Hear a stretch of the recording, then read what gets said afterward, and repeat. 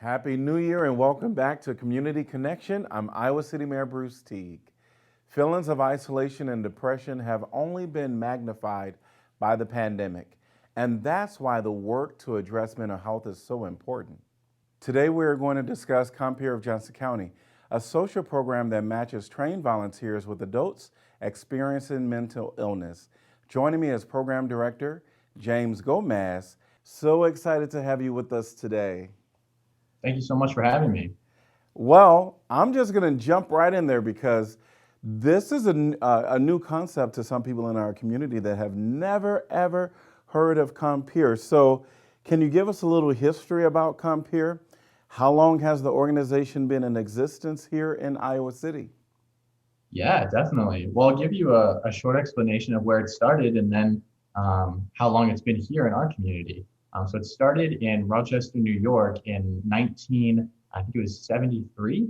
And then that's how kind of the program came to be and how it got disseminated after that throughout our country. And then there's some affiliates now in Canada and Australia. But here in Iowa City, specifically covering all of Johnson County, Compeer has existed since 2000. That's kind of when it got funded and started here in our community. And then once there was a proper amount of staff, a board of advisees, a recruitment of volunteers, as well as interested clients or program participants, then matchmaking started.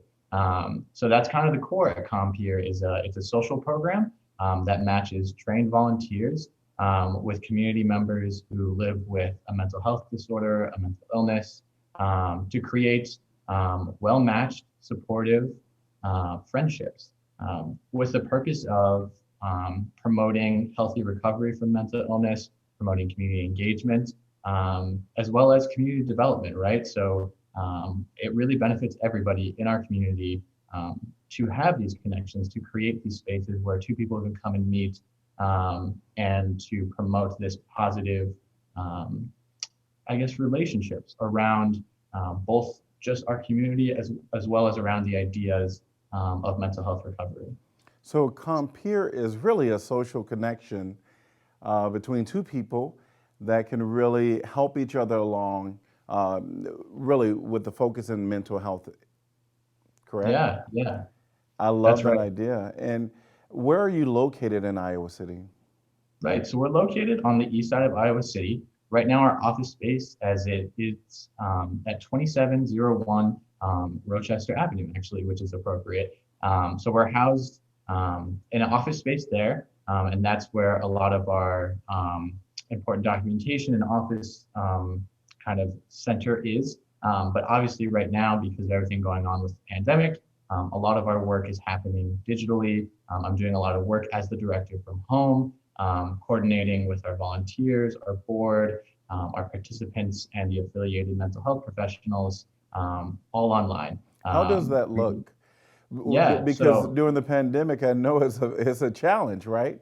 Because the in-person meetings that you all used to, that the two would have in the past isn't happening. So, give us a picture of what that looks like during this time.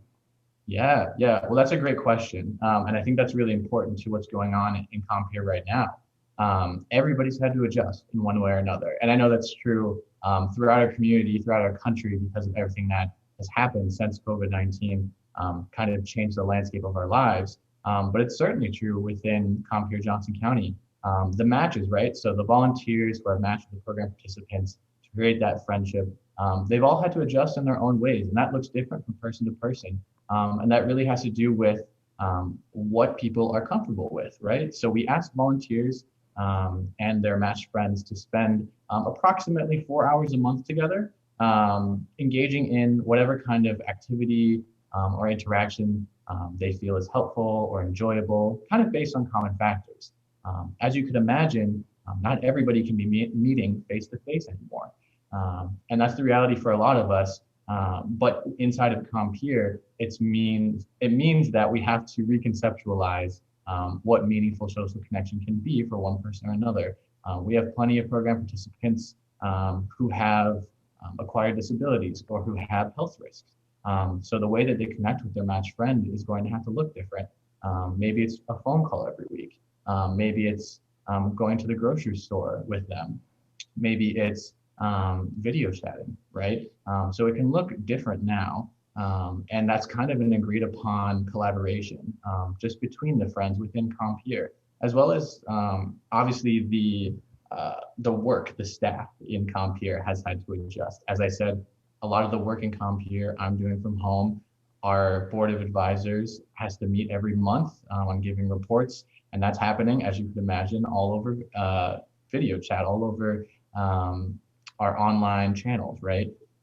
Usually we'd like to meet in person so that way we can confer and discuss everything that's going on, but it's much safer for everybody to be working online. The last part that's changed is how we recruit and how we get our message out there. So as you could imagine, it's harder to be out in the community and advertise and try to get volunteers and get our message out there when you can't go to events, when there's no in-person events.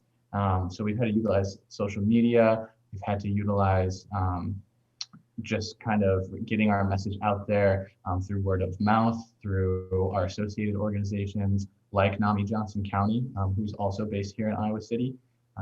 And I think one of the most helpful parts for us is being able to do volunteer training and kind of inducting volunteers into Compeer, as it were, online, just like the way that we're talking right now. So I can still present our training materials and email them a volunteer handbook all online. As much as I'd like to do that face to face, it's a little bit more difficult right now. But yeah, those are some of the ways that we've kind of had to adjust and kind of pivot the way that we work here at Compeer to make sure that we're still functioning, making those matches, and the matches that we do have are still connecting in ways that are helpful and meaningful.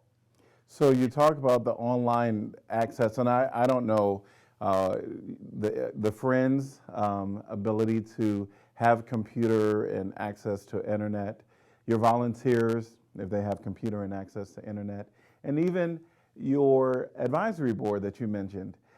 So what I might assume is that you all are probably the reason for the slow internet connections that we've been experiencing around our community a little bit. But nevertheless, So, yeah, but nevertheless, it's good to know that you all are able to connect. One of the immediate questions I have is for the volunteers, like how does that, what do you look for? I know that you're, doing some advertisement, but really, what do you look for in volunteers to help out with your program? What are some of those attributes that you try to focus in on? yeah, that's a great question. And we really, there is a pretty thorough, I think, vetting process for our volunteers. Because we want to look for people who have a good knowledge and maybe even some experience in the mental health area. So I'm not saying we need mental health professionals. Those are always welcome, but anyone who has a good knowledge of mental health conditions, mental illness, or has any experience working with kind of that population, that's going to be really helpful. That's hopefully somebody who's not carrying around too much stigma about about those who have mental health conditions, as well as people who have good people skills, I guess. So people who are good communicators, people who are good at compromising, those who handle logistics well, and those who are good at putting all those skills forward to create a very egalitarian but supportive connection with somebody else. So that's what you're looking for in your volunteers. So for the friends, what type criteria must they have in order to be within Compeer? And what Yeah. does that referral process look like? Right.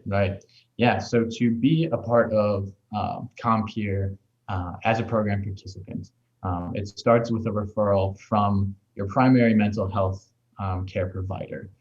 So hopefully your primary therapist. So there are a few kind of boxes to check in order to become a participant in Compeer. The first major one is having a mental health diagnosis. So some sort of DSM-5 diagnosis that is made by a therapist who is doing the referral with their client to get their client started in the Compeer program. So along with that referral, They also need to meet a minimum requirement of being in therapy, some sort of psychotherapy, some sort of talk therapy relationship, at least once per month. And that's just to ensure that they're actively engaging in their recovery process, as well as any decisions made within Compeer have the go ahead from the primary therapist. The therapist also needs to be willing to work or at least be in communication with the Compeer program, the Compeer volunteers, as well as myself as the director. I think the last thing that's kind of important and kind of that we look for in our program participants is that they are in a stable place in their recovery process, that they feel that they're able to engage in these friendships in productive ways. So kind of those skills I just mentioned for volunteers, right? That they have sufficient communication skills, sufficient compromise skills, sufficient skills in, making commitments, getting to one place and agreeing on an activity, all those things that, are helpful in building a lasting connection, as long as, both the primary therapist as well as our Compeer staff see the potential participant as capable of those things within their mental health recovery journey at the time that they're referred, then we're going to go ahead and start them in the process, which will start with an interview, much the same way that the volunteer process starts with an interview.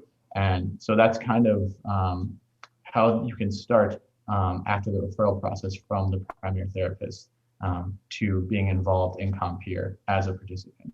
Well, awesome. I think you all offer something that our community certainly needs. Mental health, as we know, and you mentioned, it comes with some stigma that people have had in the past. So what would you say to our community on what we can do to come together to support the efforts that you have, and even in general when it relates to mental health?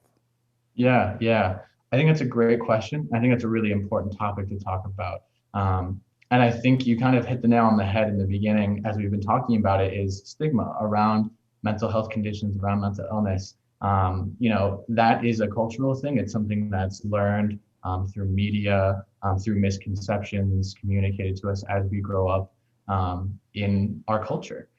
So I think it kind of starts at like the interpersonal cultural level of talking to people about the reality of mental health, the reality of mental illness, and the reality of treatment.